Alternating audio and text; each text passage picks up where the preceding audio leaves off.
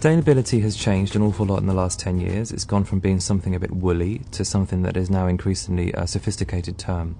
And in many ways it's moved from being something purely about the environment and eco to something which is about performance and about being a lean business. What we're finding is that a lot of organisations get the fact that sustainability is relevant for their businesses, but don't really understand how that relates to their specific areas of influence. So there's part of it which is about how do the board understand it affects their strategy, and part of it is about how the individuals at the shop floor, at the factory level, understand it affects their sphere of influence.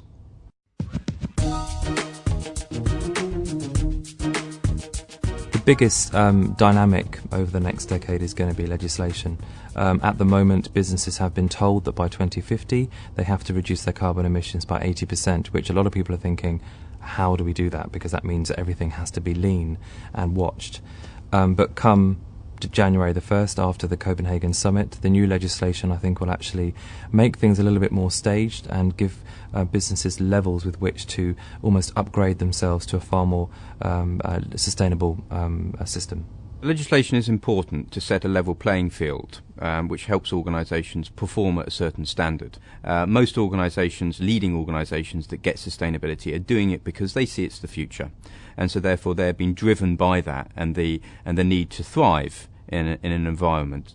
In many ways, the consumer is at the heart of the whole debate. They're far more proactive, far more, in some ways, professional consumers in the 21st century. Armed with information and armed with the internet, they understand now and almost in many ways understand their power with brands. So they are increasingly looking for what we call the latte factor, which is being local, authentic, targeted, trustworthy and ethical. Now that's a tall order for any business, but increasingly that's what the consumer expects. And it's through sustainability at the heart of that equation that those things can be delivered. So the job of the Chief Sustainability Officer, but also the Chief Information Officer, is to work with the consumer and understand their mindset and understand how their brand needs to adopt sustainability in the right way. Although still at the majority it is about compliance, there are new individuals coming into businesses as young recruits who are thinking about working for companies that are basically doing the right thing. So sustainability is becoming far more ingrained within business culture.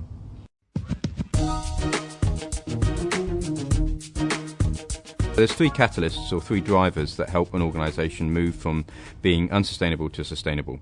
Those are innovation, education and collaboration. Innovation is key to adapting to an ever-changing future. These organisations that can really embrace innovation and be creative will be the ones that can survive going forward. Collaboration is about working with key stakeholders across the value chain, different stakeholders, whether they be academia, not-for-profits, customers, suppliers, trade unions, competitors, working with those in a collaborative way. So as well as competing and being efficient and effective in what you do, also cooperating and working with organisations. That will make for success in the future. And finally, education, educating your own staff, your staff understanding what your organisation stands for, but also your whole value chain and your consumers and customers understanding and believing what you stand for and being educated with what sustainability means for your organisation. So those are the three: innovation, collaboration and education. The big mind shift has been from something that 10 years ago was about doing the right thing because you were told to do it, to at the moment which is about consumer pressure and thinking, well, they will walk away if I don't tackle this equation.